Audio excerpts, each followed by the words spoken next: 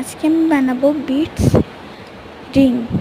তো ফার্স্টে আমি এখানটায় কার্ডবোর্ড কেটে নেব অ্যান্ড তারপরে আমি ফেভিকল লাগিয়ে নেব অ্যান্ড আমি ভালোভাবে করে এই বিটসগুলো লাগিয়ে নেব। ফার্স্টে হাফ বিটস লাগাবো মাঝখানে অ্যান্ড সাইডে ফুল বিটস লাগাবো।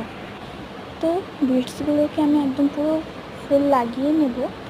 তো তোমরা দেখো আমি কীভাবে লাগাচ্ছি অ্যান্ড এটা একদম 2-3 মিনিটের জন্য শুকাতে দেবে, নাহলে কিন্তু এটা খুলে খুলে পড়ে যেতে পারে।